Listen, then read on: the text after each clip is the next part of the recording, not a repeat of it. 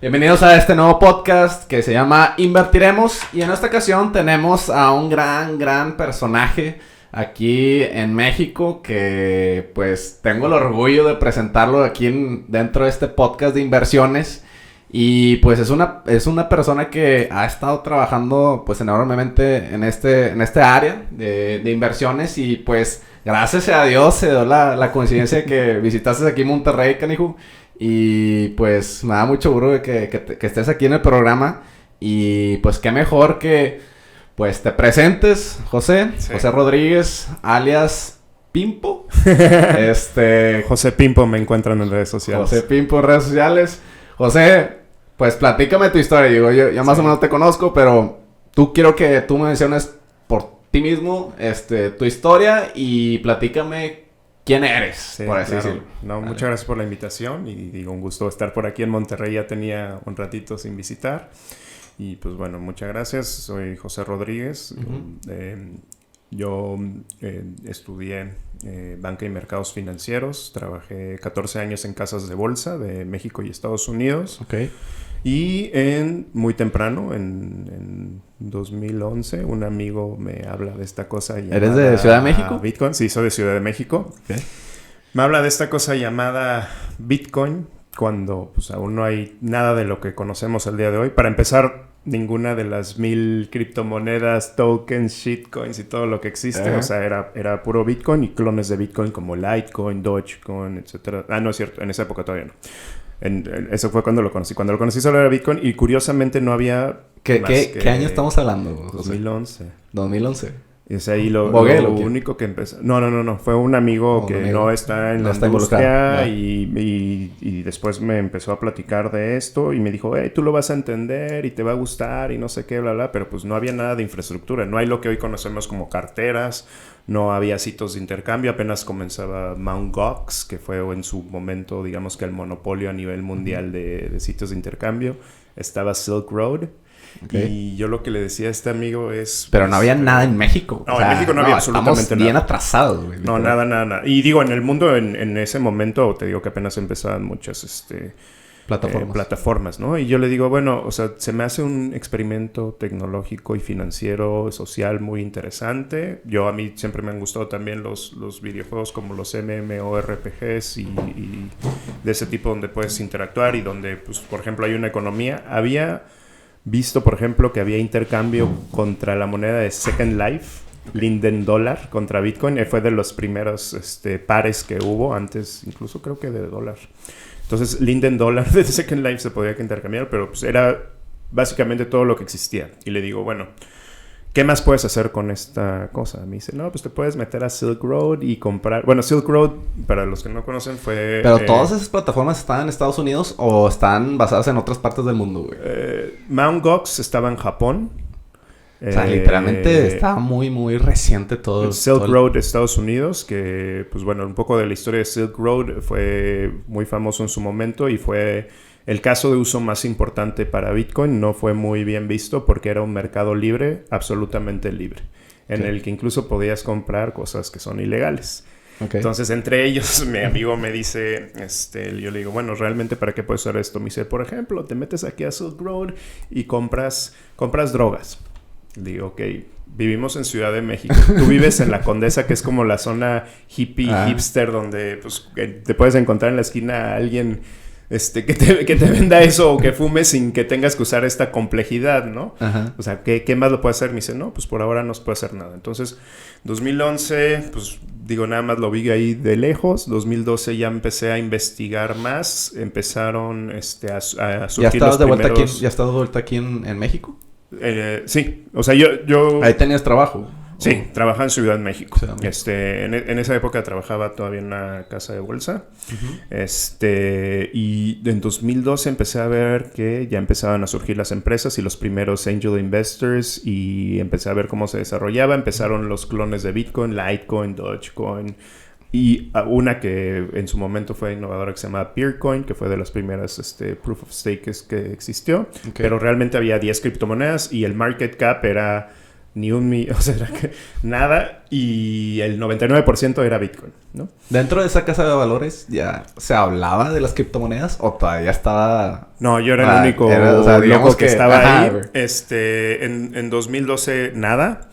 En 2013 ya decido, o sea, ya no estaba tan contento en donde estaba ahí en la casa de bolsa y esto ya me empecé a ver que era el futuro. Uh-huh.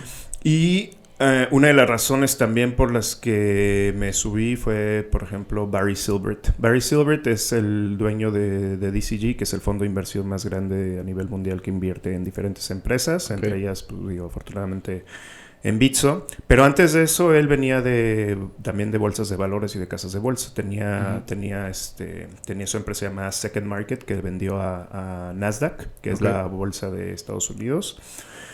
Y acababa de hacer el IPO de Twitter, Facebook, impulsarlo. O sea, acaba de tener lo más exitoso en su carrera. Le vendió la empresa Nasdaq, etcétera, y renuncia.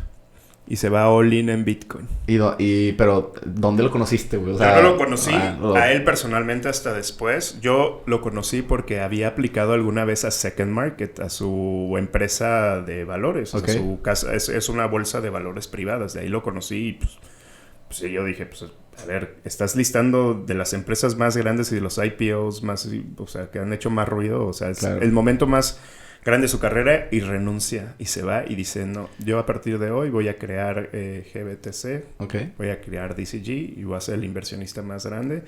Y después de él empezaron otros VCs y ya fue cuando dije, no, pues ya se está empezando a escuchar y a desarrollar. O sea, empezaba Coinbase, por ejemplo, empezaban los sitios que ahorita son los más grandes populares. En esas épocas empezaba y... ¿Tú en ese entonces habías invertido, güey? O sea, en 2013 sí, o sea, sí llegué a comprar bitcoins en menos de $1,000. Sí, imagínate. He escuchado historias de que dices, a la madre, güey. Y es algo, o sea, chistoso. O sea, o sea, si les decía, no, pues compraba 50 bitcoins. ¿Y cómo? ¿Y ahorita por qué no los tienes? Le digo, mira, yo vengo de bolsa de valores. Si compras algo en 50,000 pesos y se va a 55,000 en una semana, pues lo vendes y tomas tu utilidad. Claro, ¿no? tienes ese gap, ese margen. Entonces yo al principio sí lo hice un poco también como inversión y un poco como especulación, pero también sí veía hacia ese el futuro y como mencionaste, pues no había absolutamente nada en México. Entonces, lo que yo hice fue ver en qué lugares del mundo ya había algunos emprendimientos e inversionistas y entre la lista me topo Argentina. Fíjate. Entonces, ahí en 2013... Fueron los primeros en Sudamérica. Eran los más grandes y los más activos. Y también ya tenían algunas empresas y emprendimientos por allá. Entonces, en 2013 empezamos un grupo de Bitcoin México, que por ahí también sigue todavía. Y yo me metí a los grupos de Facebook de Bitcoin Argentina. De esos que pones ahí Bitcoin México y se juntan 20 personas, güey. Y no, en ese momento en México había 1,000 personas en el grupo y en Argentina ya había más de 10,000. O sea, ahí ya estaban las pláticas, ya estaba el emprendimiento, ya estaba haciendo todo, etcétera. Entonces contacto ahí a los que crearon la BitConf, la conferencia latinoamericana de Bitcoin, y que son Franco Amati, Rodolfo Andragnes y Diego Gutiérrez. Y todo por internet, todo por Facebook. Te lo chateabas a los chavos. Y ya les dije, oigan, yo lo que quiero es ir a conocer Argentina y quiero invertir. Entonces agarré todos mis ahorros, inversión, mi bono y todo lo que tenía. Ya te había salido de la bolsa de valores. No, seguía ahí adentro. Entonces, ya estaba yendo a eventos, a los pocos que había de Bitcoin también. O sea, fui al primer Texas Bitcoin Conference, por ejemplo, que ahí estaba, por ejemplo, Vitalik Buterin apenas pitchando y levantando capital para Ethereum. Y allá en Texas conozco a Tony Gallippi, que es el CEO de BitPay, que en su momento fue el procesador de pagos más grande de Bitcoin. Y me dice, y ya empezamos a platicar y le dije, oye, voy a ir a Argentina. vi que ustedes están abriendo ya. Y me dice, sí, acabamos de contratar una persona en Argentina. Este es su nombre, todo. Ve, conócelo, platíquenlo y vean cómo pueden hacer crecer todo esto, ¿no? Entonces, yo ahí, mi idea era empezar un sitio de intercambio, que es el negocio base que necesitas para poder entrar y salir a las criptomonedas. Claro. Entonces, ahí, pues me fui a Buenos Aires. En Argentina ya tenían desarrollado plataformas. Ya, de hecho, así empiezo yo y así llego a Bitso. Cuando me voy a Argentina de aventura, me voy casi 2 semanas y les pido que por favor me hagan cita con todo el mundo que tiene algún emprendimiento, interés o que está buscando inversión. Muy amable lo hicieron. Por ejemplo, Franco me siguió para todas partes. Rodolfo me hizo un buen de cita, o sea, muy amablemente, y ahí fui conociendo. Conocí, por ejemplo, a Sebastián de Ripio Bit Pagos cuando apenas empezaba. Conocí a Alberto Vega, que en su momento fue el director de BitPay allá en Argentina, y allá ya había como 10 empresas, ya había ya había un Bitcoin Embassy, ya había un lugar físico donde había cowork, o sea, ya estaba más desarrollado. Y entonces, entre las empresas que llegan un día, llega un sitio de intercambio argentino que se llamaba Unicent, que arrancó en 2013. Y me dicen, vimos que venías para acá porque lo publicaste en redes sociales y estamos muy interesados que seas tu socio, que seas nuestro socio y que abramos en México. Le dije, pues esto es lo que venía. Okay. Y después de pasar todas esas semanas, todos cerramos el deal, abrimos aquí en México. Okay. El objetivo, como todos, era ser el primero, y todo el mundo estaba anunciando que era el primero. Ajá. Y pues se me adelanta Bitso y abre en abril del 2014. Okay. Yo hablo unos 3 meses después. Y al principio, pues éramos competencia. Claro. ¿Cómo se llamaba anteriormente, güey? Unicent. Y la otra es Bitso. Okay. Y bien curioso, porque en esos momentos algo que también estaba sucediendo es cuando empezaron los primeros comunicados de bancos centrales en 2014. Entre ellos, el más importante, que como que todos los bancos centrales se pusieron de acuerdo, eran los riesgos que existía para que no entraras a esto. Es lo que quería llegar a todo esto. O sea, ¿qué tan complicado es a comparación de Argentina, güey, a México, güey? ¿Qué tan complicadas son las barreras para establecer una empresa y pues de ese tipo de criptomonedas? Muy complicado. Ahorita ya no tanto porque ahorita ya la barrera de entrada ya es diferente. Ajá. O sea, la barrera de entrada ya es más capital, regulación. O sea, ahorita ya es como si armaras un banco o una casa de bolsa. Pero anteriormente, pues... Número 1, todo esto estaba ligado al lavado de dinero y era la imagen que todos tenían. Y la noticia más grande y el caso de uso más grande era Silk Road, que era este sitio de intercambio de cosas ilegales. Y acababan de meterle a la cárcel al creador y le dieron cadena perpetua. Entonces, Bitcoin en ese momento para todo el mundo era Silk Road, lavado de dinero. Silk Road, lavado de dinero. Tiene una mala imagen, claramente. Incluso en la casa de bolsa que tienes que llenar ahí de en qué inviertes y si eres accionista de alguna empresa, etcétera. Cuando ponía eso, hasta me mandaron a las áreas de investigación y de inteligencia para ver si realmente no estaba utilizando las plataformas para la legalidad. Es que totalmente nuevo, güey. Nadie sabía. De hecho, el CEO de Coinbase dice que casi todos sus empleados son abogados, güey. O sea, casi el 90% de la plataforma de Coinbase son abogados. Porque tienen que lidiar día a día con ese tipo de problemas. Digo, no sé cómo estuvo, güey. O sea, ahorita ya no hay tanta ni desinformación y ya también hay más interés ni tanta resistencia para la mayoría de los reguladores. Y mucho también tiene que ver, pues, que le han entrado. Porque, pues, al final de cuentas, pues, digo... Fuera de que ha sido una de las mejores inversiones de esta década, también es algo inevitable que se va a seguir incorporando no solo a los sistemas financieros, sino en general al Internet. Entonces, cuando estábamos abriendo, yo le empecé a escribir a Banco de México por estas advertencias que existían. Uh-huh. Y cuando estaba justamente en Argentina, un día ahí cenando, etcétera, me hablan por teléfono, ¿no? Y me dicen, la doctora Martínez quiere hablar con usted, y quiere que venga a Banco de México para que hable de lo que está haciendo y de lo que se trata Bitcoin.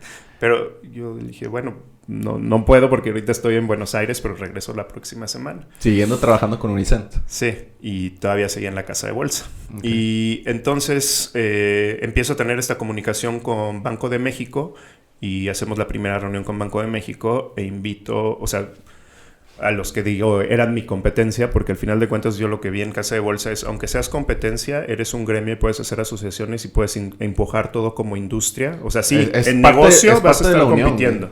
En negocio, órale, es competencia y clientes y comisiones y todo lo que sea. Pero como industria, como gremio, o sea, sí puedes empujar todo. Y yo decía, esto es tan chiquito, o sea, en esa época apenas rebasábamos cada quien los 1,000 usuarios, o sea, nada. Y Bitcoin, o sea, operabas 5 a 10 Bitcoins al día cuando Bitcoin valía 1,000 pesos, 2,000 pesos. Sí. O sea, no era una empresa rentable ni en ese momento se veía que fuera. Entonces, ahí invité, por ejemplo, en esa época había otra plataforma llamada MexBT de Gabriel Mirón. Él fue conmigo. Bitso, a Pablo tal vez dije, hey, invítame. Y yo, no, eres mi competencia. Y ya, dije, nada, o sea, de broma. Y sí, también lo invité y dije, o sea, yo quiero que, o sea, aunque somos... Digamos que las plataformas fuertes de México lo poco que existía, están ahí en esa junta con el Banco de México. Y los que conocía, otro fue Luis Daniel Beltrán, que pues bueno, él está más por la parte de tecnología, que era de los pocos que yo sabía que también estaba metido en esto, y otro era alguien de Guadalajara que se llama César Gaitán, que fue de los primeros como mineros que empezó a hacer cosas, etc. Entonces vamos con Banco de México y tenemos ahí la primera reunión para empezar todas estas pláticas y que no nos prohibieran las plataformas, porque algo que sí nos sucedió, por ejemplo, en Argentina es que el Banco Central envió una notificación a todos los bancos para que nos cerraran las cuentas bancarias. De México. De Argentina. Okay. Matas el negocio. Digo, por ahí... todavía está la nota en CoinDesk de una entrevista que di en 2014 de cuando nos cerraron las cuentas bancarias. O sea, el negocio sí iba despegando. Nos matan las cuentas bancarias y solo se puede en efectivo estilo aquí en México depósito en Oxxo. Pues matas el negocio. O sea, volumen menos 95% y los bancos nos mandan las cartas del Banco Central diciendo tenemos que cerrarle las cuentas. Entonces yo no quería que eso sucediera en México y por eso empecé a hablar con los reguladores y a juntarnos. Entonces, ¿qué tan complicado es que hacer una cita con un regulador, güey? O sea, sabiendo que pues estás creando o ya estabas metido en el ambiente, güey. No. Yo a gente. O sea, yo sí llegué y empecé a escribirle porque más de que tocar un mail, güey, y listo, o sea, güey, ¿sabes? Hay algunos medios de contacto, de comunicación. También empecé a buscar a las personas directamente y a escribirles. O sea, yo lo que no quería era que hubiera estas prohibiciones en México. Claro. No es fácil y menos ahora porque todo el mundo está buscando, pero pues yo no me di por vencido hasta que obtuve esa junta y pues afortunadamente pues nunca ha sido prohibido aquí en México Bitcoin. Y luego, ¿cómo fue el traspaso, güey? Después de esa junta, se empieza a abrir el mercado de criptomonedas aquí en México. Empieza a ser mucho más accesible, por así decirlo. ¿Cuál es el paso siguiente, güey, de José Rodríguez? Después de eso, yo la verdad ya no estaba muy motivado. O sea, mi pasión toda mi vida fue la bolsa de valores. Yo dije, algún día quiero ser el director general de la casa de bolsa, tener mi casa de bolsa. Esa era mi pasión antes. Correcto. Y después cuando empiezo a descubrir esto, o sea, la verdad es que cuando empiezas en esto te vuela la cabeza y no duermes por meses. Es que es un estrés complicadísimo. Entonces, después de eso, pues empiezo a conocer más gente alrededor del mundo. Me invitan a conferencias internacionales, todo, etcétera. Pues era de lo poco que había y empezó a conocer más gente. Y precisamente en la segunda Texas Bitcoin Conference en 2015, me dice Pablo y Ben, que es el CTO y el otro cofundador. Okay. Aunque éramos competencia, siempre tuvimos una buena relación.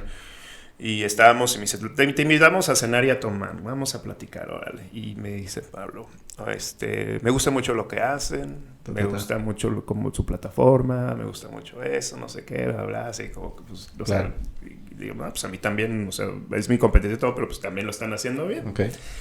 Y me empiezan a decir, estamos compitiendo por los mismos clientes. Estamos compitiendo por el mismo mercado. Estamos compitiendo por los mismos inversionistas. Estamos compitiendo, o sea, por los mismos proveedores. Parecido. Ahora, ¿tenía diferencias entre una y otra en ese momento de que diferentes comisiones o había diferentes tipos de... Pues en esa época no había comisiones. O sea, lo que querías eran captar clientes. Okay. Y como era muy nuevo, todavía no había tanto potencial. Sí, o sea, y te digo nuevamente, o sea, se operaban 10 bitcoins, o sea, se operaban de 10,000 a 50,000 pesos. ¿Cuánta comisión le puedes sacar a eso? O sea, si cobras el 1% de 50,000 son 500 pesos. O sea, esos 500 pesos no le van a hacer no la diferencia nada en ese tu momento. negocio. O sea, y sabíamos desde el principio pues que no iba a ser rentable. Ajá. Entonces, pues ya, o sea, empezamos a platicar todo y ya dice Pablo, a ver, ¿qué necesitas para cerrar y venirte con nosotros? Te la deja caer güey, sobre la mesa, güey. Y ya así fue cuando llegué a Bitso. Bitso, cuando yo llegué, era un cuartito en una oficina en la Condesa que compartíamos con una empresa de equity crowdfunding que se llama Play Business. Abajo eran ellos, arriba éramos nosotros. Okay. Pero ninguna de las dos empresas ni siquiera llenaba sus oficinas. Entonces hasta subarrendábamos otros 2 cuartitos de que ni siquiera llenábamos esa casa. Y pues también pues, nos generaron lana, ¿no? Ajá. Entonces, pues llego ahí y era Ben, Daniel y el primer empleado que fue Paco de San Luis Potosí. Literal. Y Daniel todavía estaba en Estados Unidos. Y eso era todo Bitso. Literal. En un cuartito. Un cuartito chiquito, 5 por 5. Ahí empezamos y todo. Y ya que llego ahí, oh no, ya la aventura, no sé qué, bla, bla, bla, bla. Ajá. Me dice Pablo, pues la verdad es que estamos igual, tampoco somos rentables. Llegaste a lo mismo, güey. O sea, tenemos que sacar, no, o sea, no de lo mismo, pero tenemos que sacar más esto clientes adelante y todo, o sea, pues también, o sea, no, pues es una startup y aparte en una industria nueva y en un lugar que está súper volátil, o sea, no, la verdad sí había veces de que me dijo, a veces no te preguntas si vas a seguir con tu empresa en 2, 3, 5 meses. Le digo, pues sí, por supuesto, pero pues por ahora es lo que me quiero decir. Me dice, acá también. Y dije, bueno, ya está bien. Y ahí empecé con la aventura con Bitso. Empecé ¿Qué año como fue, director de pagos en 2015. 2015. Ahí sí también, digo, estuvo muy bonito porque pues sí le hicieron una buena cobertura a esa, pues fue de las primeras, digamos, adquisiciones, fusiones que hubo en Latinoamérica y pues sí, ahí estuvo bien divertido y fue la primera vez que salí en Fortune. Entonces eso sí fue como que, ay, qué padre, ¿no? O sea, estas cosas sí están empezando a hacer ruido y empezando a dar interés, aunque minimizaron un poco porque pues éramos empresas pequeñas, pero bueno, ese fue el surgimiento. Y de ahí empecé como director de pagos, luego fui de institucionales y de trading y estuve pues 4 años, 5 años. Ok. Sí. O sea, directamente he estado ahí desde el punto. Al inicio, güey, ¿cómo era Bitso? O sea, tú cuando empezaste en 2015, pues era simplemente el Bitcoin. Era Bitcoin contra pesos mexicanos. Lo que tradeaban, güey. Solamente Bitcoin contra pesos mexicanos. Uh-huh. El order book era algo similar a lo que hay ahorita, como no el alfa, sino el order book era similar al que existía. Y tú entrabas a Bitso y no veías nada de Bitcoin, veías un gran colibrí que parecía hecho de Swarovski. Okay. Muy bonito. Pablo es diseñador que lo había diseñado. Okay. Y eso sí fue uno de los comentarios de alguno de los inversionistas y mentores. Me dice, ¿qué vendes? No, pues Bitcoin, criptomonedas, productos financieros, todo. Porque hay un colibrí, güey. No, pues ya le costó mucho, pero pues el colibrí murió después. Pero esa fue la primera versión de Bitso, que había un colibrí incluso que era interactivo y solamente era Bitcoin contra pesos mexicanos. Okay. ¿Cuál fue el trigger, güey, que contraste desde 2015 a lo que es ahorita, lo que tú crees que es en las plataformas aquí en México? ¿Cuál crees que haya sido el switch o la forma de que haya avanzado desde un punto cero a un punto arriba, güey? Que haya visto más gente que haya invertido en este tipo de criptomonedas. No sé si es por el ruido de Estados Unidos. Uno sí es empezar obviamente, pues sí, a salir en medios, a darte a conocer, a hablar de esto. Y algo que empecé a hacer desde 2013, por ejemplo, fueron hacer eventos. No había absolutamente eventos de nada. Alguna persona me había dicho, es que yo hice un evento y solo llegaron 6 personas, nadie le interesa todo el tema. Vamos a hacer, difícil, güey, vamos a hacer y vamos a hacer más eventos para informar y invitar gente y todo, etcétera. Uh-huh. Y el primer meetup que hice serio de Bitcoin aquí en México en 2015, ahí fue con David Noriega de Comic Castle, que ahora se llama Fantástico, que es la tienda de cómics más grande de aquí de México. Él también es de los primeros que conozco que le entró a Bitcoin, con Gabriel y con César en ese momento. Entonces empecé a hacer eventos para informar y para que la gente fuera, conviviera, viera lo que se está haciendo e invitar a la gente que yo sabía que estaba haciendo estas cosas. Realmente una de las cosas que atrae y que sí hace que crezca más rápido el user base, pues es el precio, ¿no? Cuando tienes un rendimiento de Bitcoin mayor al 100% en un año, hace mucho ruido, salen los medios, todo el mundo quiere entrar, hay una euforia, incluso pues, con lo que sucede hasta la fecha, ¿no? Hay una demanda extraordinaria y hasta las plataformas se caen. Entonces, eso era lo que sucedía cuando subía el precio y por el contrario, ¿no? Cuando bajaba el precio 20, 30, 50%, ya se murió Bitcoin. Entonces, desde esa época, ¿no? Cayó más de 20%, ya está muerto, subió más de 20%, la mejor inversión del mundo. Ajá. Entonces, sí mucho tiene que ver el precio para atraer gente. O sea, por ejemplo, ahorita está sucediendo algo similar a lo que sucedió en 2017, lo que vi en 2013, que pues sube mucho el precio y ya hasta... entra gente que ni siquiera junto le con interesa, dice, ¿quieres duplicar tu dinero? Aquí está. Mételo. Y pues no, digo, también sí es algo de riesgo y es algo volátil y pues yo mucho les digo que mucha gente que está entrando me dice, ya no es posible que Bitcoin baje. Les digo, yo he visto caídas de 80% comparado. De la noche a la mañana, güey. Y es... ¿Cuál es tu punto de vista, o sea, en la persona de José, cuál es tu punto de vista en esto de criptomonedas, güey? O sea, obviamente hay mucha crítica, como hay gente que también está a favor. ¿Cuál crees que tú crees que sea la mejor definición, por así decirlo? O sea, el que le invierta en algo que todavía totalmente no es físico, que no lo tienes, por así decirlo, en tus manos, que es algo virtual, es algo complicado de explicar a la gente y que no mucho de los inversionistas pasados, de los antiguos, no logran comprender, ¿sabes? Sí, ¿no? Y más bien hay una resistencia ahí por algo desconocido, pero la realidad es que la mayoría de tu dinero, tus valores, incluso si compras acciones, todo es electrónico. Nadie compra acciones para tener un título físico. Si tienes que pagar con efectivo, normalmente pues es algo torpe y es algo que no quieres. O sea, la mayoría del dinero es electrónico. La mayoría del dinero es un registro en algún banco, en alguna casa de bolsa, en algún banco central, etcétera, y es digital. Y pues bueno, ahorita con celular, fintechs y todo, pues ahí es donde puedes hacerlo, ¿no? Entonces, más que tener el reto de que no es físico el dinero, sino digital, es entender por qué esta cosa no puede ser falsificada, por qué esta cosa no ha sido el único dinero que no ha podido ser corrompido ni editado su base de datos. ¿Y por qué esta cosa sigue teniendo valor y tiene esta demanda y se está haciendo esto? Y algo que tiene sí mágico Bitcoin y que también ha ayudado mucho en el desarrollo es que a diferencia de un sistema financiero tradicional donde tienes que estar dentro de un área específica para generar un cambio o una mejora dentro de la empresa, en Bitcoin es abierto y cualquiera puede hacer una propuesta o una integración. Totalmente. Estaba escuchando una entrevista de Vitalik Buterin, el creador de Ethereum, en donde dice que se está viniendo la industria, se está revolucionando totalmente la industria, en donde anteriormente, ya con los sistemas descentralizados, por así decirlo, ya una empresa como Uber, pues en vez de quitarle el trabajo a los taxistas, pues ya a lo mejor con un sistema descentralizado ya los taxistas mismos pueden transaccionar con el mismo cliente final. Y se está viniendo un cambio generacional conforme a lo que estamos viniendo en los últimos años. ¿Y cómo ves a México? O sea, específicamente en este país, ¿crees que haya propuestas nuevas en el Sistema Nacional de aquí, Económico de México, que pueda implementarse como lo que fue Venezuela en su mismo momento, de crear una criptomoneda centralizada aquí del país? O mismo Estados Unidos, que también ya se está sonando diferentes ideas.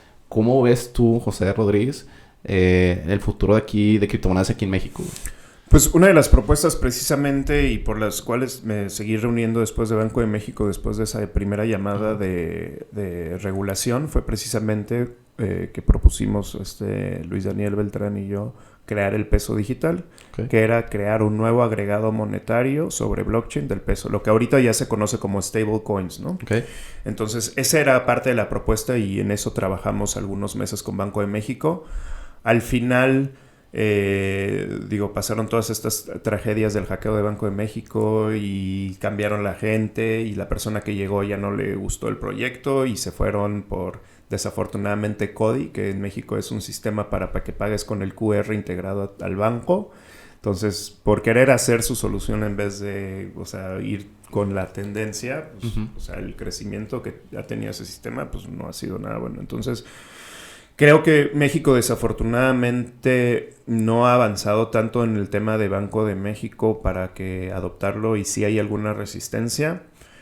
Otras áreas de regulación sí han sido más abiertas, o sea, parte de eso fue pues, la ley FinTech. La ley FinTech fue un trabajo que igual empezamos desde 2015 con la Asociación FinTech México y el objetivo de eso era hacer el lobbying con el gobierno para lograr lo que ahora son las autorizaciones FinTech. Eso lo empezamos en 2015. Entonces, por ese lado sí, o sea, tiene que haber una apertura, pero todavía hay una gran resistencia. Yo no veo a México siendo ni el primero en Latinoamérica y del mundo con un stablecoin. Carsten salió hablando muy mal de Bitcoin. Ahora ya le torcieron la manita en el bici y ya está hablando bonito, porque pues no hablando bonito, lo que es. Lo que está mostrando el mercado, ¿no? Cuando salió Carsten de México dijo que le preguntaron de Bitcoin y dijo que el caso de uso fundamental eran giros negros. O sea, lugares donde venden alcohol, drogas, prostitución sin licencia, o sea, todavía ilegal. Y dijo, ese es el principal caso de uso de Bitcoin. Y yo, pues al contrario. Mira, si yo voy ahí con mis Bitcoins no me los aceptan, pero si yo voy con tu dinero, tus pesos, sí me los aceptan. Ahora, ¿y cómo fue? Y también, como, pues, por así decirlo, también inicialmente las criptomonedas, pues a lo mejor no pagabas impuestos como lo que es ahorita. ¿Crees que también ha ido ayudando eso, el sistema fiscal de aquí en México, para poder ir dando valor agregado aquí, tanto en la resistencia famosa que tú sí, comentas? ¿no? Porque tampoco todavía hay algo definido de que así debe ser el tratamiento. Todavía no hay una regla, por así decirlo. O sea, no, o sea, hay diferentes maneras en las cuales las personas pagan impuestos sobre esto. Una de las más obvias y haciendo un paralelo con las acciones es pues, la ganancia de capital, ¿no? Si tienes una ganancia entre lo compraste a 1,000 pesos y 2,000. Como si fuera una acción. Sobre esa utilidad, exactamente, se pagan los impuestos. Más que ayudar eso, quita un poco el miedo cuando vas poniendo estas regulaciones y por lo menos vas poniendo el camino, ¿no? Lo peor que puedes hacer es estar en un área negra o gris donde no sabes si en algún momento, porque ahí de un día para otro te puedes volver en algo ilegal. Entonces, pues matan tu negocio. Entonces, pues digo, si tienes que estar viendo de qué manera pues hacer todos estos para ir trabajando también con los reguladores. No, y también ver de una forma de ganar, que también el sistema regulatorio de aquí de México pues se sienta de cierta forma interesado junto con las mismas plataformas, ¿no? Yo creo que por el otro lado algo innegable y que pues sí es una tendencia a nivel mundial, no solo en Bitcoin y criptomonedas, sino en FinTech, es que sobre todo en los países donde hay subdesarrollo en sistemas financieros e inclusión financiera, como en los casos de México, Latinoamérica, África, algunos países asiáticos, etcétera, es por un lado sí, por supuesto las criptomonedas, por el otro lado FinTech. Entonces, ¿qué es lo que esto hace? Pues reactiva y crea nuevos canales para hacer más dinámica la economía y le das acceso a quien normalmente no lo tendría. Entonces, sí creas algo más dinámico y en países donde hay estas fallas, es mercados donde potencialmente van a haber el mayor crecimiento. Entonces, un país que está prohibiendo criptomonedas, Bitcoin y FinTech se está suicidando para el futuro y para mí tiene garantizado que incluso fuera de momentos como estos de pandemia y crisis, que va a tener un muy complicado desarrollo financiero y económico que no se va a reflejar en su desarrollo y crecimiento económico. Por el otro parte, las empresas y los reguladores y los países que han hecho esta apertura, al contrario, ¿no? Empiezas a tener un crecimiento exponencial en cuanto a las personas que se están uniendo. O sea, es más verlo como un aliado que como una competencia, ponerles estas resistencias. No, también se vio de hecho creo que en la burbuja de 2017 y 2018, que países asiáticos empezaron a poner regulaciones y el mismo precio del Bitcoin le fue impactando directamente, güey, viendo las trabas. Posteriormente pasan los años y empiezan a aflojar las manitas, lo que tú comentas, de que se empieza a ser mucho más accesible, mucho más liberal, por decirlo, y ya la gente pues está, por así decirlo, tiene la disponibilidad de poder invertir en cualquier parte del país, en cualquier país. Entonces, está muy interesante. De hecho, hay una frase que comenta el creador de Litecoin, Lee, donde dice que criptomonedas son capaces de hasta derrocar gobiernos. Si estos mismos no son accesibles, por así decirlo. ¿Tú qué opinas de eso? ¿Crees que una criptomoneda puede ser capaz de derrocar un gobierno? Creo que, no me acuerdo en qué país de África fue, pero lo dijeron muy bien en su Cámara de Diputados o parlamentos. Realmente Bitcoin tiene el poder y las criptomonedas y blockchain, digo, ahorita con el crecimiento ahí se va viendo, de desplazar por completo las monedas de gobierno. O sea, tú el dinero que usas el día de hoy es un papel, un disco metálico con fotos de burócratas y personas donde te dicen esto es lo que se tiene que aceptar en este país y es lo que debe tener valor, pero detrás tienes un hoyo negro donde los mismos políticos que es humo, están haciendo para que no valga este dinero y obteniendo un beneficio personal que pues es parte de la corrupción y también lo que hace todas estas crisis financieras recurrentes en Latinoamérica y en México. Entonces para mí sí tiene el potencial para desplazar por completo estos sistemas que actualmente existen y realmente poder sacar a la política de la economía y separarlo y quitarle también, o sea, a ver con qué objetivo y para qué hay cientos de monedas, cientos de billetes, cientos de diferentes dinero que a través del tiempo y a través de las décadas lo único que ha demostrado es una falla, que esa falla es que vas a perder el valor de tu dinero a través del tiempo si lo mantienes en esos papeles del gobierno y que incluso si tú guardas ese mismo billete 10 años ya ni siquiera va a estar vigente aunque sea de la misma, o sea, del mismo país, del mismo gobierno. Impresionante, güey. Impresionante. ¿Cómo ves en 20 años la economía mundial, güey? O sea, ¿qué visualizas tú? O sea, en tu propia persona, ¿crees que ya está implementado dentro de los países, cada quien tiene una moneda digital? ¿Cómo ves tú? No, yo más bien lo que va a suceder es lo que está sucediendo y lo que se está viendo. O sea, a ver, países, territorios, estar ahí protegiendo tu isla y todo, todas las fronteras van a ser abiertas, por lo menos económicamente, que es como la moneda mundial, ¿no? Muchos que quieren que Bitcoin sea, pero más, o sea, a ver, si tú estás y digo, también eso fue una de las razones del crecimiento, ¿no? Si tú estás en México en 1994 cuando hubo esas crisis, si estás en Argentina durante los últimos 20 años, si estás en Venezuela durante los últimos 10 años, ¿qué ventaja tiene usar ese dinero contra algún stablecoin en dólares, por ejemplo? O sea, para empezar, pues yo sí veo que con los stablecoins, y ahorita se está viendo con la cantidad que se está moviendo en dólares sobre blockchain, que incluso supera algunos bancos y bancos centrales, que eso se va a desarrollar y que países van a adoptar stablecoins, no países, la gente de los países van a adoptar stablecoins y van a desplazar o no usar ya el sistema y pues ese dinero va a acelerar pues, su extinción. Entonces, si tú en vez de usar peso colombiano, peso mexicano, bolívar, pues, Argentina, etcétera, pues a ver, ¿para qué uso esto? Mejor ya tengo mi celular, mis stablecoins, o tengo mi Bitcoin, o tengo Ethereum, que pues bueno, el problema ahí es la volatilidad, ¿no? Afortunadamente la tendencia a mediano y largo plazo es seguir subiendo, pero pues si te agarras un mal día y le metes toda tu lana y pierdes 20%, no vas a ser muy feliz. duele, que es muy volátil. ¿Crees que la implementación de un mundo virtual a un mundo real sea mucho más corta, mucho más ya puesta en 20 años? O sea, ¿crees que ya tú puedas comprar unas papitas, güey, en la tiendita de la esquina? Lo que sea, y digo, ahorita lo estamos viendo y pues también es un nuevo emprendimiento que he estado haciendo durante estas últimas semanas y meses, que es precisamente mundos virtuales y lo que ahora se conoce como NFT, Non-Fungible Tokens. Okay. Que es poder meter, digamos, en la tecnología de Bitcoin, que en este caso la mayoría, la verdad es que está en Ethereum, empaquetar información audiovisual o una imagen junto con la criptomoneda y convertirla en un token.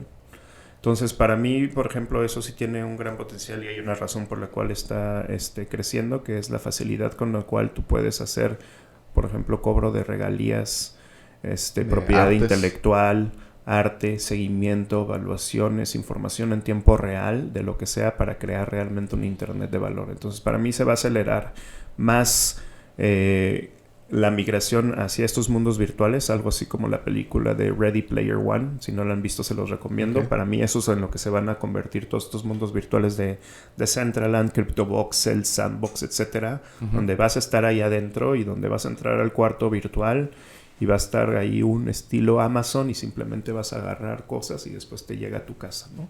Entonces, esa experiencia pues es algo que pues, tú hazlo ahorita en una tienda y no se puede. Y lo que tiene también mágico de esto es que quitas también los intermediarios y algo de fricción porque el cambio es directo, ¿no? Yo te doy el item, yo te doy el token, yo te doy la criptomoneda y tú me pagas en ese momento, se hace el intercambio y ahí queda, ¿no? No necesitas tener todos estos intermediarios, por ejemplo, que existen en el sistema financiero. ¿Es lo que vienes trabajando en los últimos meses? Sí, digo, es un proyecto que se llama Museo del Caos, donde pues se busca pues incubar y también promover por un lado sí artistas, pero también desarrollar todos estos casos de uso para México y Latinoamérica con los NFTs. Okay. ¿Cómo ves el NFT, por así decirlo, en los próximos 5 años? O sea, ¿crees que crezca, güey? O sea, considerablemente. Muchísimo. Yo digo, el primero que conocí por eso fue CryptoKitties, que fue uno de los primeros, que son unos gatitos que están ahí sobre Ethereum, que se fue durante 2017 y fue la primera vez que saturaron la red de Ethereum con gatitos. Okay. No. Ese fue el primero, ¿no? Pero ahora la realidad es que, por ejemplo, cuando ya empecé a ver números, plataformas, conocer a la gente, o sea, por otro lado, pues yo estoy como director de Blockchainland en Talentland, que pues Talentland es el evento de Latinoamérica de emprendimiento, negocios más grande que existe. ¿Cuándo te lo traes a Monterrey, canijo? Pues cuando dejen de hacer nuevamente eventos. Ok, fíjate que de hecho, Blockchainland como comercial es el 21 y 22 de abril, para los que quieran verlo. Y entonces va a ser virtual. Normalmente así hacemos el evento físico en Expo Guadalajara y el último evento que tuvimos fueron 62,000 personas. O sea, sí fue un evento masivo. Y entonces ahí yo, ya que empecé a formalizar, investigar y todo esto, pues dije, no, pues yo me quiero traer todo esto a Talentland. Hace un par de años empecé con algunos proyectos, empecé a invitar, por ejemplo, plataformas. El año pasado pueden ver varias entrevistas que le hice a lo que ahorita ya son las plataformas que se están conociendo, ¿no? SuperRare, Sandbox, Decentraland. Okay. Todos ellos, por ahí le pueden buscar algunas entrevistas también para que vean cómo comenzó esto. En esa época, entre todas las plataformas, hace más de un año vendían $100,000. Ahorita, solo NBA Top Shot ya vendió más de $300 millones. Okay. Entonces, sí fue también un crecimiento exponencial. Sí veo también una oportunidad, sobre todo para las marcas más posicionadas y que tienen propiedad intelectual, que ahí puedan hacer crecer todo esto y acelerar esta migración y sobre todo pues todas las ventajas que tiene. ¿Crees que lo intentas implementar aquí en México o a nivel global ese tipo de pues realmente o sea, a ver, la implementación, digamos, es aquí porque aquí estamos, pero pues no hay un lugar físico. O sea, todo esto está hecho en blockchain y en sistemas y web, etcétera. Entonces, pues realmente no necesitas ni un país ni un lugar físico y es más ni una empresa ni una cuenta bancaria. Todo lo puedes operar, por ejemplo, sobre Ethereum. Ok. Sí, está súper interesante. ¿Cómo ves tú, por ejemplo, la industria que se está implementando dentro de la vida real de todas las personas? Todavía creo yo que es muy mínimo el porcentaje aquí en México que estén utilizando criptomonedas, que estén invirtiendo. ¿Cómo ves tú, por ejemplo, el crecimiento? ¿Crees que todavía falta más? Muchísimo. ¿Crees que se necesite que haya más apertura dentro del gobierno, de la política? ¿Crees que a lo mejor la iniciativa privada tenga que ver algo en esto? ¿Sabes? ¿Cuál es tu visión dentro de la industria de las criptomonedas? Digo, afortunadamente, y ahí estuve, y Bitso sí fue un gran caso de éxito, no solo en México, sino en Latinoamérica, por el crecimiento y todo lo que tuvo desarrollo. Todos lo que se necesita infinitamente son más casos de éxito similares a eso, pero sobre todo emprendedores, incubadoras y crear todo este ecosistema para que se creen todos esos círculos virtuosos para que pueda haber más emprendedores y se entienda la oportunidad. Y también ahorita ya que no es tanto de startups, sino también empresas, que las empresas tomen las decisiones de realmente sumarse a este mundo. Entonces, digo, por un lado, Sí vería eso con las instituciones y para parte del desarrollo y la otra es pues la educación, ¿no? O sea, parte de lo que estoy en este evento y parte de lo que me encantó es pues yo de niño cuando iba a un evento de videojuegos, de tecnología, de negocios, yo lo veía como este gran mundo maravilloso y ahora que tengo la oportunidad de estar del otro lado, o sea, hay chavos entre 18 a 25 años que me dicen, yo vine aquí a este evento y me cambió la vida porque no tienes normalmente ese no te lo hacían en la acceso escuela, güey, ¿sabes? de que, a ver, yo nunca había visto un robot, nunca había visto un dron, nunca había visto realidad virtual, no, tengo pláticas de blockchain, tengo de emprendimiento, todo eso, entonces eso es lo que me gusta mucho de ese evento y dar esa oportunidad para que la gente cambie su carrera y no solo se limite a lo que está en su comunidad. O sea, mucha gente viene de otras ciudades y todo dice, ni se imagina lo que hay fuera de su comunidad y todo este mundo, etcétera. Y sí cambia carreras y ayuda a que la gente se vaya hacia las carreras que ahorita más se requieren, como son las tecnológicas y las ingenierías. Está súper interesante. A la última parte del episodio, José, normalmente platico cosas personales. Normalmente, una de las preguntas que siempre les hago es... Normalmente las personas se definen por las primeras 3 horas de su día a día. Por así decirlo, José, en un día normal, que allá en Ciudad de México, ¿qué es lo que hace cuando se levanta, güey? Las primeras 3 horas, güey. ¿Eres de esas personas que a lo mejor eres de los que madrugan a las 5 de la mañana o te gusta trabajar de que en la noche, güey? Antes, yo diría hace 2 años, sí me gustaba trabajar la noche y me despertaba entre 11 de la mañana a 1 de la tarde. Okay. Y ahorita, pues con todo esto de el encierro, pandemia, todo, etcétera, la verdad es que pues, sí ha cambiado mucho mis horarios y de repente me despierto a las 4 o 5 de la mañana y pues me pongo a leer y me pongo a investigar. Y la verdad es que después de tantos años todavía me sigue apasionando mucho este mundo y sí me gusta estar informándome de cosas que están sucediendo. O sea, leer siempre lo hago y digo, así como en su momento cuando empecé Facebook era un buen lugar para obtener información. También, pues digo, Twitter es un muy buen lugar para obtener información, pues digo, inmediata y de primera mano de las empresas. O sea, si te interesa alguna empresa, tecnología, protocolo, etcétera, pues síguelos. Y ahí empieza por ahí. Y lo segundo es, casi todos los proyectos pues ya tienen varias redes sociales, chats, Discords, Telegram, etcétera, pues meterte ahí para enterarse de todo eso, ¿no? Entonces, por una parte sí es hacer eso. Por otra parte, pues sí, investigar y ver cosas y qué más se está haciendo, etcétera. Tú, por ejemplo, para meterte dentro de una plataforma, o sea, dentro de un giro, tú platicas con personas, lees libros, ¿sabes yo más programar? que nada platico con personas. No, yo no sé programar, Okay. Pero yo más que nada platico con personas. Okay. Entonces, yo, por ejemplo, cuando iba a las conferencias, más que entrar a las conferencias y estar viendo todo, mejor me voy a cenar, me voy a comer, me voy a platicar y todo, etcétera. Y pues ahí es, para mí eso es de lo más valioso, ¿no? Okay. La otra, pues sí, también es pues estar respondiendo mensajes, algunos de trabajo, otros personales, otros de negocios, otras oportunidades, todo, etcétera, ¿verdad? Entonces, estar viendo todo eso. Digo, también intento hacer algo de ejercicio. Sí. Porque pues sí, también es con ya todo ya con los kilos. Encierro, a mí me pasó del otro lado. O sea, he bajado algo de peso y he bajado algo de músculo. Entonces también estar haciendo eso. Y digo, algo que también me encanta y me apasiona mucho y lo hago muy seguido y me gusta desde hace muchos años es ver documentales y películas documentales. Entonces siempre estoy buscando todo contenido. acerca de blockchain. Y no de blockchain. De cualquier tipo de... cualquier tema. Okay. O sea, eso es algo que me ha gustado desde niño, comprar documentales y películas documentales y estarme enterando pues de todo. O sea, puede ser de Polo Norte, güey. Sí, de lo que sea, de animales. documentales, de lo que sea, o sea, hasta sí, animales, arte, pero más que nada, y antes mucho también era económico y financiero lo que más veía porque era mi carrera. Y una ventaja que tienen las películas documentales es como casi nadie las ve, la mayoría las encuentras gratis y sin ningún esfuerzo, ¿no? YouTube no te cabes.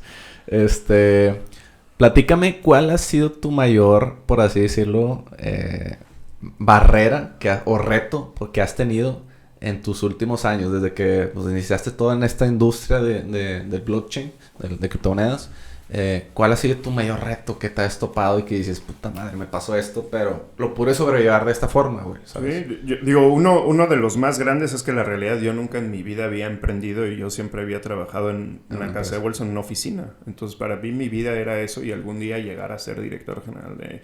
Entonces, el primer reto para mí fue aprender qué es esto, qué es emprendimiento, cómo se hace, o sea, inversión, levantar capital, todas estas cosas. Para mí era un mundo desconocido. O sea, yo llegaba a ver una empresa cuando ya se listaba en bolsa y hacían el IPO y después el intercambio y todo, pero pues todo ese camino yo no lo conocía y lo fui conociendo pues un poquito echando a perder. Claro, y es parte de, o sea... Y aprendiendo y también conociendo otras personas que pues estaban en un camino similar.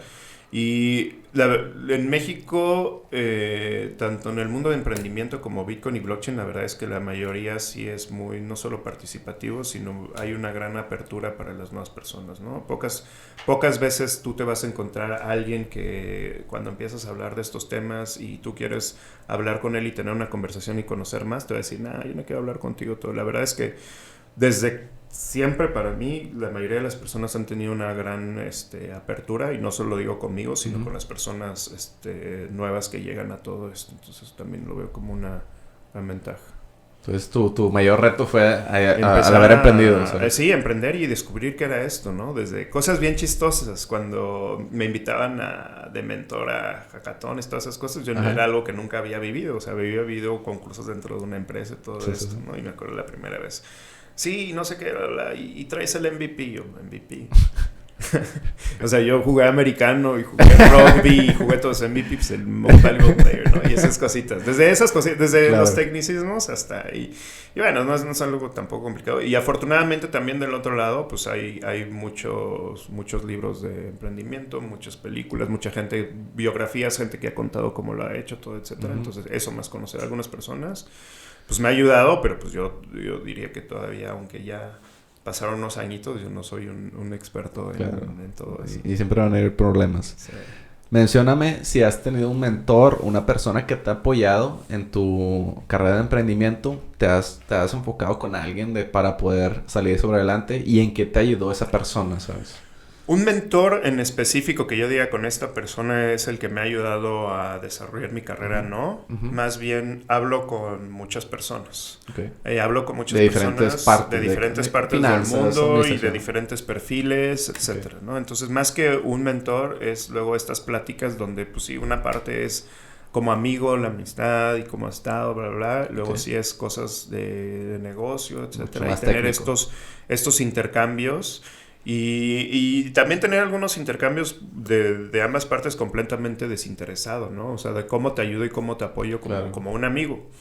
Entonces, eso para mí ha sido de lo que te ha llegado mucho para tener un conocimiento. No un mentor. Aunque sí he tenido gente muy valiosa que ya ha recorrido los caminos que yo he hecho durante muchos años y sí he conocido gente muy interesante en este camino y sí he obtenido conversaciones muy enriquecedoras y también buenos tips y cosas pues, de la experiencia. O sea, como yo ahorita si me pusieran con alguien que está empezando a emprender, probablemente encuentre valioso algunas cosas y alguna de mi trayectoria que he hecho. Entonces, sí, alguien así que yo diga, él fue, ¿no? Pero sí, varias personas a los cuales sí aprecio mucho y pues a muchos todavía pues sigo teniendo conversaciones seguidas con ellos. Súper bien, José. ¿Por qué Pimpo, güey? O sea, ¿por qué te dicen, veo, o sea, en tu Twitter, güey, en todos lados, güey? Pimpo. No sé si por rebande, güey. Es un nombre artístico que me puso un primo cuando tenía como 14, 15 años. Y después de eso me hice mi primer mail y luego me seguí y todo el mundo me dice suena bien, mail, güey, ¿sabes? Sí, mi hotmail y luego así cosas, etcétera, y ya y ya fue una tontería, fue un pero de tanto que se te quedó, güey, ¿sabes? Y ya, o sea, y pues nada, o sea, ya dije, pues bueno, también cuando abrí mi Twitter, pues ¿qué me pongo en? Ya, pues Está bien, carijo. Una de la última parte del podcast, normalmente le hago una pregunta al invitado que te dejó el invitado pasado, güey, ¿sabes? Okay. El invitado pasado fue Mauricio Coronado y la pregunta que te dejó fue ¿qué es lo que te tiene más agradecido en la vida, güey? O sea, ¿qué es lo que estás más agradecido en la vida, que te haya dejado? Y pues mencióname qué es lo que te hace más la aventura de estar vivo. O sea, mañana puedes no estar aquí y en algún momento todos nos vamos a estar aquí. Y pues la aventura de estar vivo y de poder convivir y conocer todas estas cosas y experiencias. Y también poder sumar incluso las personas que ya no están. Por eso también me gustan mucho las películas y documentales, porque pues es como si volviera a estar vivo y poder revivir todas las experiencias de todas estas personas, ¿no? Entonces, para mí, eso, y que pues aunque luego no estás consciente de eso, la verdad es que no tienes garantizado estar aquí. Pues lo más evidente es lo que ha sucedido este último año en pandemia, ¿no? Que mucha gente que quizás si no hubiera sucedido esto, no hubiera muerto, estuviera aquí. Entonces para mí eso es, y, o sea, para mí sí, ya que pones a analizar la vida, es casi mágico todo lo que sucede. Súper bien, güey. ¿Qué pregunta le dejarías al siguiente invitado? Esa es la gran pregunta. Puede ser de cualquier tema, güey. O sea, lo que se te ocurra. Puede ser de videojuegos o hasta de inversiones o lo que tú quieras, güey. Normalmente siempre se tarda, güey. Yo creo que muchas veces también es hablar de lo bueno, lo bonito y todo, pero también hay momentos en la vida que son muy difíciles. O sea, por ejemplo, a mí en algún momento, pues sí, he tenido momentos en los que he estado muy enojado con la vida, deprimido y todo. O sea, y hay gente que realmente cuando llega a esos momentos es un punto sin salida, que es cuando la gente decide, pues, quitarse la vida, ¿no? Entonces, yo para él le diría cuál ha sido ese punto en el que incluso has perdido toda esperanza y de que has querido ya no estar aquí. Ajá. Y por qué si sigues aquí, qué es lo que te haría que siguieras mucho tiempo más. O sea, pero déjamela fácil, güey. O sea, ¿cómo le diría al siguiente invitado esa pregunta? O sea, ¿qué razones te tienen vivo? ¿Qué razón te tiene vivo y cómo has...? No me refiero a un fracaso empresarial, no, sino algo personal que realmente tú digas esto... Hay veces que tú ya te sientes completamente derrotado y que ya no quieres absolutamente nada. Y incluso puede ser algo que nada más está en tu cabeza, ¿no? O sea, igual nada más te pusiste ideas de una tormenta emocional y ¿qué haces? ¿Qué haces para sobrellevarlo? Ok. Está muy interesante la pregunta. Muy bien, José. Para finalizar, platícame, bueno, primeramente tus redes sociales, ¿dónde te pueden encontrar? Donde estoy más activo es en Twitter, ahí es donde publico varias cosas, ahí me encuentran como José Pimpo. Digo, mi Instagram, si me quieren seguir también está ahí abierto, y si quieren comunicarse también, pues tanto en Twitter como en Instagram, tengo ahí abiertos los mensajes para quien quiera. Pues digo, en los eventos de Talentland, Blockchainland, que ahora lo vamos a tener el 21 y 22 de abril, pues digo, yo soy el anfitrión y ahí pueden estar y platicar y lo que quieran convivir. Digo, aparte de Twitter, Instagram, yo creo que ahí es donde más estoy. Y bueno, los que quieran, pues también usen LinkedIn. Ahí no lo uso tanto, pero pues también por ahí estoy. Blockchainland, ¿a qué se refiere? Platícame un poquito. Ok. Sí. Talentland, el evento, lo que hace es dividir en diferentes temáticas y nombrar las tierras. Entonces existe una tierra gamer, que es Gamerland. Existe una tierra para makers, que es Ironland. Está segmentado en diferentes departamentos. Y yo soy el director de Blockchainland. Entonces digamos que es mi parte del evento. Y también ahorita pues es mi evento de 2 días que yo dirijo como Blockchainland. Y Talentland es la empresa que hace todo el evento, ¿no? O sea, detrás hay gente que es de contenidos, gente que es de producción. ¿Y a quién te vas a traer en Blockchainland? Bueno, ahorita confirmados está Max Kaiser y Stacy Herbert, que pues bueno, con ellos ya tiene también un rato que tengo ya de amistad. ¿Tienes ahí buena relación? Sí, o sea, me entrevistaron por primera vez en 2015. Fíjate. Ya hace un ratito. Cambia todos los papeles. Y creo que soy el que más han entrevistado. Creo que ya me eché como 6 entrevistas. Qué bueno, o sea, ahí lo pueden encontrar desde la 712 de Casey Report. Ese fue el primero. Luego el 713. Y luego pues ahí busqué, ya ni me acuerdo cuántos capítulos. Pero está ese. También en el tema de NFTs, la vez pasada, como dije, traje varias plataformas. Todo ahorita voy a traer algunos artistas también para que más gente sepa y que cómo se puede hacer todo esto y cuál han sido la experiencia. Van a estar algunos artistas de México, de Venezuela, bien, que se dedican ya a tiempo completo a Estaría esto y cómo cool. les cambió la vida. También pues ahí vamos a tener unos debates de blockchains donde estoy invitando a Avalanche, estoy invitando gente de Ethereum, y también Polkadot, etcétera, para tener un debate. Entonces ahí invité a varias personas. Bombas ahí. Y también a Matt Crypto, que es uno de los que más vocalmente han estado a favor de Polkadot, para que ahí se arme el debate de que por qué para acá, por qué Polkadot, por qué Avalanche, por qué Ethereum, todo, etcétera.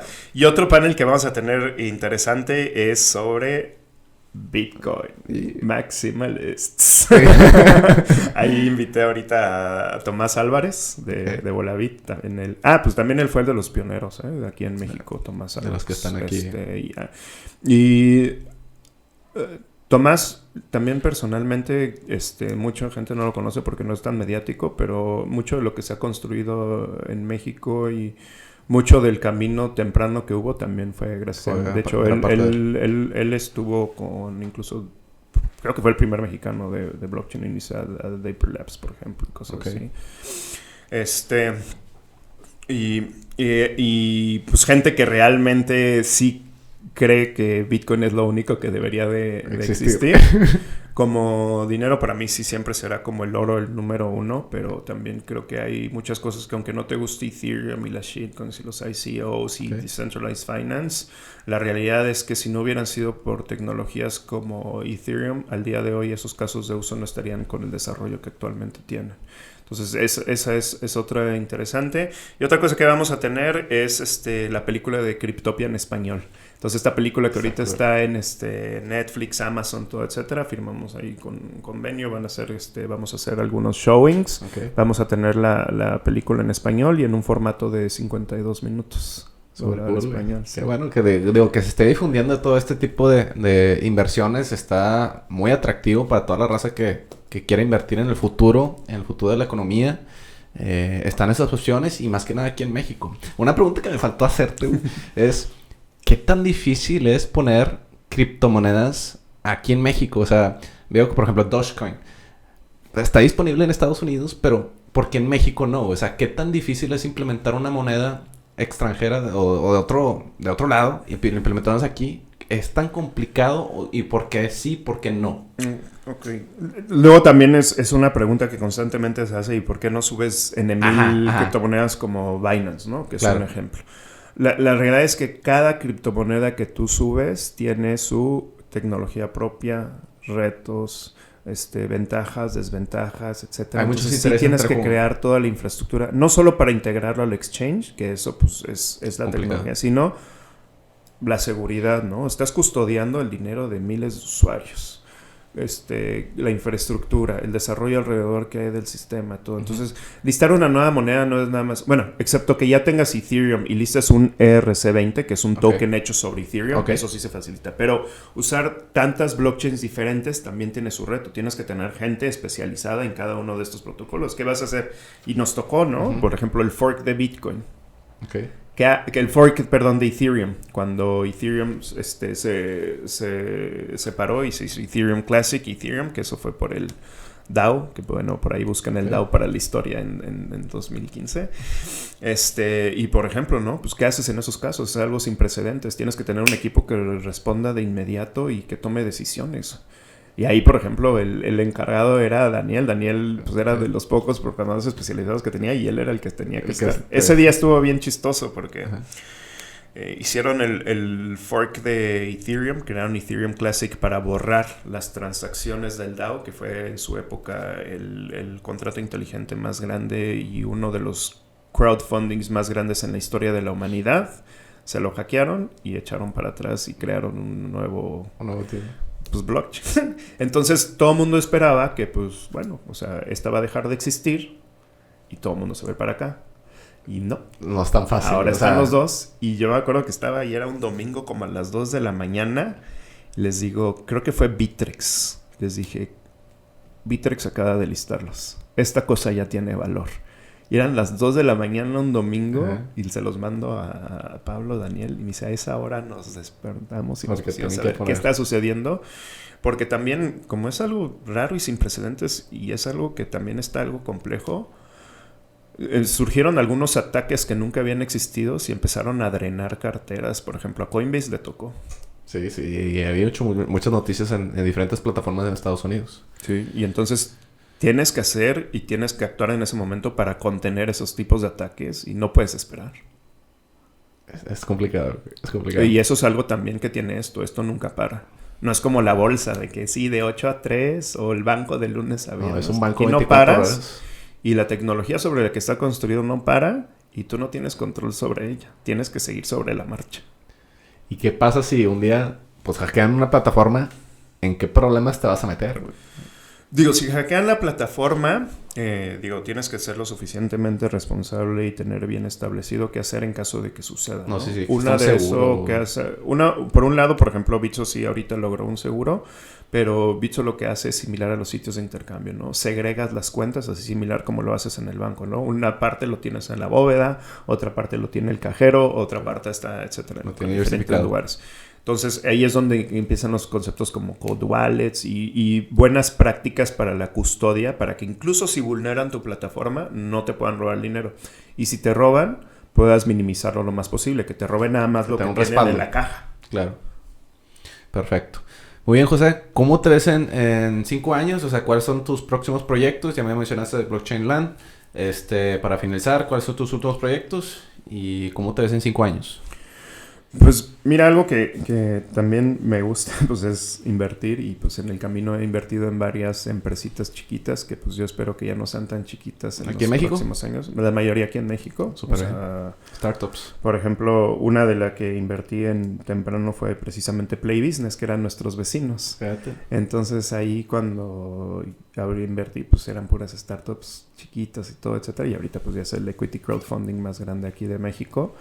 Y pues ha financiado proyectos que ya no son tan chiquitos, ¿no? La cervecería de barrio, el Cinnabon y cadenas franquicias ya conocidas, ¿no? Entonces a mí me sigue gustando mucho eso, invertir. Y no solo por la parte de invertir y de dinero, sino porque para mí invertir y crear empresas fue como si me hubiera hecho una maestría aplicada. Entonces, para mí una manera de aprender sobre nuevas industrias, todo. Entonces, a mí me gusta mucho cuando me invitan a llamadas de, oye, junta de esto, no sé qué, bla, bla, toda actualización es lo que está sucediendo, porque ahí aprendo de nuevas industrias y de nuevas empresas. Súper bien. Entonces, eso me gusta mucho.